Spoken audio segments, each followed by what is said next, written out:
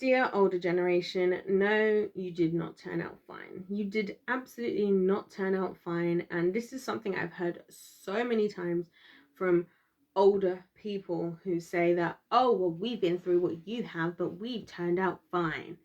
No, you haven't. And I'm going to explain in detail how I got to this conclusion.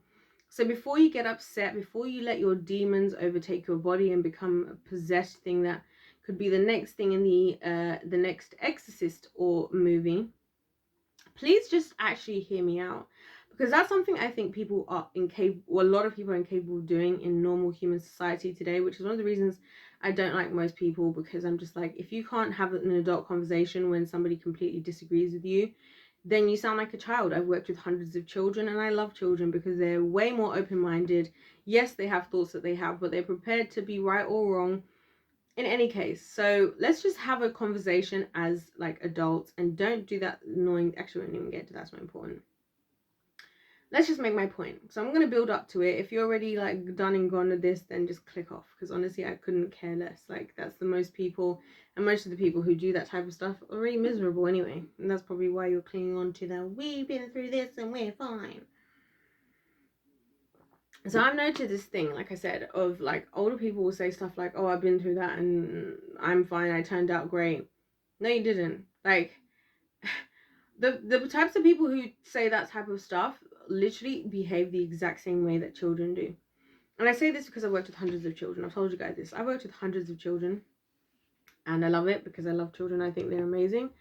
I think they're a blessing, even though the world treats them like a nuisance. And that's why I'm such a big advocate for them, because if there's not other adults who actually prioritize them, they're just going to get lost in the hatred and bitterness of the older generations, right? So I worked with a lot of children. I realized a lot of children behave the way a lot of adults do. And one of those is like this weird thing of like, I'm okay, so you should be okay. Like, I've been, R-worded, I've been molested, I've been raped, and I'm fine. I've been domestic violence, I've been beaten up my whole life, and I'm fine. I've had to live through poverty, and I'm fine. And it's like, no, you're actually not fine. You're not fine at all. Your behavior isn't fine. You're lashing out all the time. You're always angry. People don't want to be around you. You know what I think is a real judgment to you as a parent? I know people don't like anybody talking about parenting, right? Is when that your children become an adult, do they or don't they want to see you? Because this is the thing about me, guys. I have worked and I have succeeded hugely as far as career, like way more than people, way more than older than I have. And that's why none of that tempts me anymore, because I'm just like, I basically feel like anything that I would like to do, I probably could do, because I've already proven that to myself. Whoop-de-doo, like amazing, right?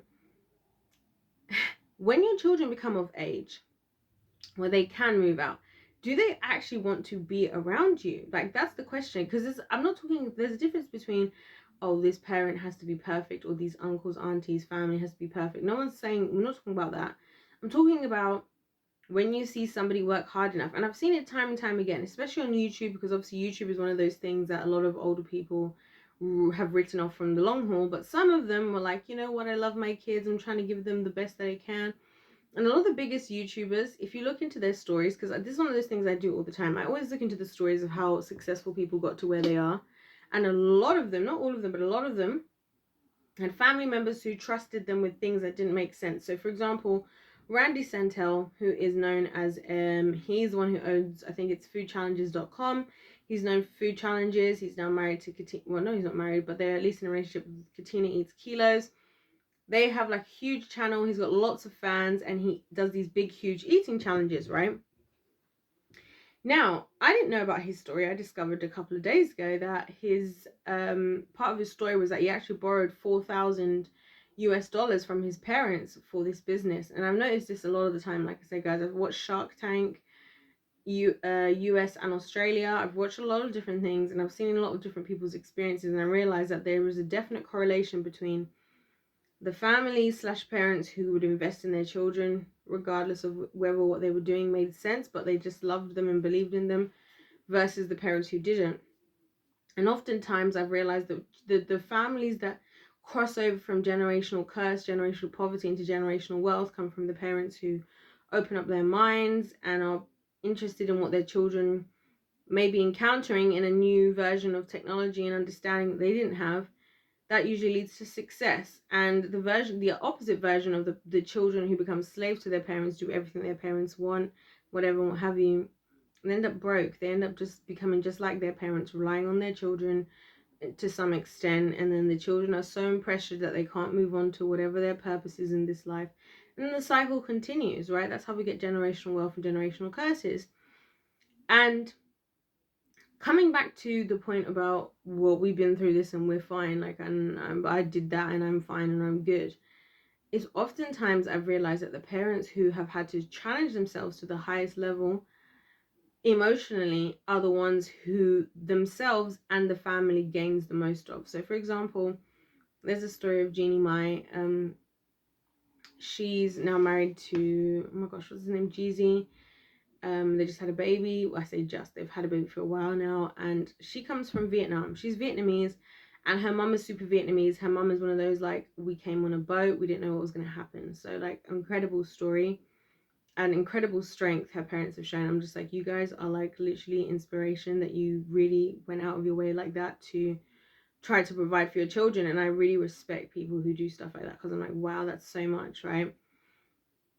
Anyway, so fast forward in time, Jeannie and her mum have had to deal with a lot of the issues that Jeannie went through. One of which was that Jeannie was being molested by one of her own family members. Her mum didn't believe it in the past, and that's why Jeannie ran away. She ran to LA. She ended up starting working, doing a lot of things on her own completely, became super successful. They rekindled afterlife. Now they're like super close. But the one thing that sticks out to me about Jeannie's mum, Mama Mai, as she's called, is her ability to actually, as a Vietnamese woman who traveled across the seas, who did all this stuff for her family and didn't want to believe whatever was happening for whatever reasons, her ability to hear out her daughter and then now have such a great relationship with her and take accountability is so healing for her daughter, and it's healing for her. And now they have an amazing relationship. Like, she helps her mum with business. Like, she's part of the brand essentially now of her daughter, and they're all thriving together. And that's what I think the parents who say stuff like, well, we've been through this and we're fine, are missing out on. It's like, you're not fine. You're not fine. Because watching Mama Mai, as we call her, and I think when you see those types of people, those types of parents who really, you can see actually went out of their way for their children, you want to call them like a mama or grandma or grandpa or whatever, papa or whatever, because you're like, you want to give them that level of authority, because naturally you're like, what you have done, like, you have more than given your you may have done a lot of other things wrong. Like I said, with Mama Mai in particular, she didn't believe her daughter at first, whatever, but she stuck with it. She gave her a chance, whatever. They'd had all these conversations, they did therapy together, and now they're in a great place now, to the point where Jeannie never wanted kids, now has just had her first child with Jeezy. The mum's there helping, and she gets to be the grandma. She gets to help her daughter. Like, this is what happened. And actually the story was super beautiful, because Mama Mai got pregnant super young, and I think it was Jeannie, one of Jeannie's grandparents, one of Mama Mai's parents, was like, if you keep that baby, like, we're gonna kick you out, basically, which is part of why she moved anyway, because she was like, oh, well, I can't keep this child, but I'm not gonna kill my own baby. And like, that type of dedication, this is what I'm talking about. There's like two types, I've realized as teaching as well. I've taught hundreds of children, guys, in multiple different subjects. I've taught at least 5 subjects. I've taught at least, at the very minimum, maths, chemistry, religious education, dance, drama. The very basic 5 I've taught, right? And I've noticed this trend of like the parents who feel like they haven't done enough but do their best, who are actually doing like way more than what they possibly think that they've done.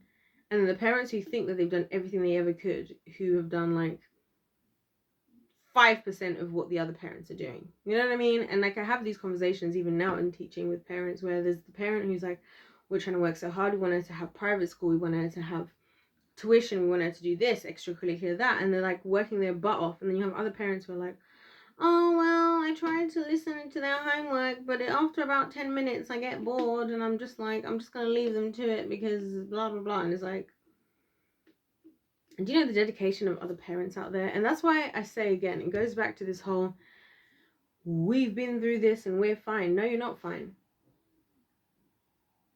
You're bitter. You're bitter because you think, I've only had this exposure, and because this is all I've had, this is all you deserve. Like, why should you get better?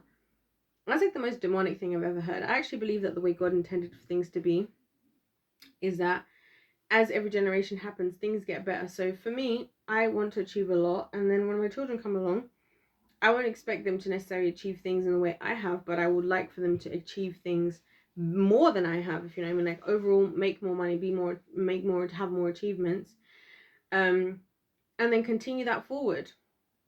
And if their life is slightly better in some way, then great. Because what's the point of being a parent if you're going to be upset that your child has got somewhat of a better opportunity than you had? Like, that's what makes you just sound bitter. Like, you hate your children. That's why when I hear people say, like, a mother's love, a father's love, I'm like, that's all a scam, because that stuff all exists until you have people who don't want to actually be happy for their children, that they've put them in a better position than they're in. If their children are in a better position than you're in, why are you upset that they are in a better position? Like, it doesn't make any sense. Do you know what I mean? And then they take that and they work hard. Because, like, for example, Jeannie, the part of the reason she became so famous, I didn't even expect to talk about her in this video, but part of the reason she's so famous now is because when she like moved out, she started living with these people in LA. She was actually working at a strip club doing makeup. That's how she started out. Now she's obviously been TV host. She's done a lot of incredible jobs now. Like, let's just put it like that. She's got a clothing line. She's done so much. I don't even want to start trying to list it, because I don't want to do a disservice to the amount of hard work that she's put in, type of thing. But you know, one of the big things that she did was she was working in a MAC store, MAC makeup. You know, the MAC that's very popular with women of today. And she was I think she was one of the first people I think she was the first person who started doing the makeup in store type of thing. I can't remember what specific thing it was off the top of my head, but she pioneered a big movement that's still happening to this day through makeup, right? And obviously her circumstances and how hard her life was attributed to that, but then also, you know, just her skills and whatnot, and her being able to live her creative exploits. And again, like I said, a lot of people would look at her like, her mum could have easily been like, well, you don't know what it was like to be growing up in Vietnam and have escaped and all of this stuff. Like, I went through that fine, and like, I'm doing fine and you'll be fine. And her mum doesn't do that.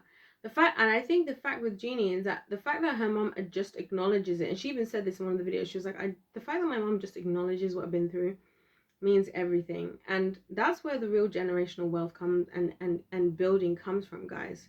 Because when you're filled with bitterness and hatred, you're not going to go forward. You're going to look at other people as people who owe you something and who should become your slaves. And when they do, they just factor into that black hole of whatever you've already created. Whether it's, excuse me, I don't know, my throat's really feeling really weird all of a sudden, but anyway, whether it's money, whether it's whatever it is, right? Your children and a younger generation is no longer in a place where they get to just say, well, how can we do better? It's like, well, how can we do at least what makes these bitter, unhappy people happy? And for what? So that you can die feeling like you were this tyrannical reign of authority, just for that to continue the generational curse all over again. And that's my thing. I'm like, you're just going to continue it. All you're going to do with that type of mentality is continue it again. And what I wish, this is my truest wish, guys, I hope people have made it this far, and I know people get upset when they hear ideas that are not what they think. I really don't care anymore. I literally rather delete my whole YouTube channel than say what people want to hear, just so that you feel good for a little second, like a little pathetic individual, right? Here's the thing. When you actually receive what's happening with the younger generations, a lot of older generation people, it's beneficial to you as well, because you get to finally have the things that you spent decades dealing with acknowledged. Because to me, I'm like, I look at older generation people that I know, and I'm like, listen, I acknowledge what you've been through. Like, I don't even hold it against you. Like, I'm not here going to the Lord like, you need to spite so and so and so and so, because so and so and so because they've done this to me, or they did this to somebody else. I'm like, I'm actually sad that your circumstances were brought you to that point, and that now that has led to your bitterness, because I want to see you thrive. I want to see you happy. I don't want to see you bitter. I want to see you sweet. You know what I mean? And I think that's what gets lost in all of this. And I know, I get it, because the longer time goes on, the harder it is to address things, right? Because you hold on stronger and stronger to your points. But overall, the better thing is, I think there would be so much healing that would happen if the younger and older generations could talk openly about everything. Like, if the older generations could share more about what they've been through, and a lot of things that are actually significantly worse than a lot of things us younger generations have been through, that would be great for us, to help us to realize what's actually a hard thing to go through and what isn't, if that makes sense. And then the alternative of that is also the acknowledgement that would come from the younger generations of, you shouldn't have had to go through that. And I think there's actually a balance that exists there, where we can understand each other. No one's saying anybody's right or wrong. No one's discounting anybody's opinion. But we're understanding where each other's coming from. I think there's such a beauty in that. And that's what kind of makes me sad, that we don't have that currently. We're more just like against each other. And it's like older generations like, yeah, well, we've been through this and we're fine. It's like, no, you're not. Every action you do, you're bleeding on people. You're egocentrical at work. You make everybody feel horrible because you're trying to prove your manliness all the time. You're a tyrannical, masculine type of mother. Your children hate you. They're never going to speak to you again. You're not doing fine. You're not doing fine at all. You're causing more issues. You don't want to be those things to be addressed, because you're deep down feeling sorry for yourself about the things you've been through. Let's just all talk about it together. Let's just all, you know what I mean? I know this sounds like a lot to ask, and I'm gonna sound like one of those like naive people that thinks it's okay, the world can work and we can all just come together. But I don't believe that a lot of people are prepared to do that, and I believe a lot more people are gonna choose opt not to. A lot of more, especially older people, because older people are very stuck in their ways. Like, older people humble me. This is why I'm glad that I'm so young right now with all the knowledge I have, because I'm so grateful to not be so stuck in my ways, because being stuck in your ways is like, I think, one of the most problematic things. I'm so grateful to not be so stuck in my ways. And that's why I value my youth right now, because a lot of older people, you're missing out just because you're sticking and holding down hard onto something that you should just let it go. Like, give us a chance. Like, give us a chance. And also remember that how we turn out, like, this didn't happen by accident. Like, we are the product of where we came from. Children don't listen, they imitate. You know what I'm saying? This is scientific stuff I'm talking about. But anyway, that's for another video. Excuse me. That's for another video. I hope you guys have enjoyed this one. If you have, let me know in the comments. If you haven't, let me know in the comments, as long as you're respectful. If you haven't, that's fine. Click off. Unsubscribe if you're going to. But I prefer, hopefully you would want to subscribe. Hopefully it's a safe environment where we can just talk about what we need to talk about. If not, that's okay, I guess. I wouldn't be surprised. It's the world we live in. Don't forget to like the video. God bless you all, and I'll see you in my next one.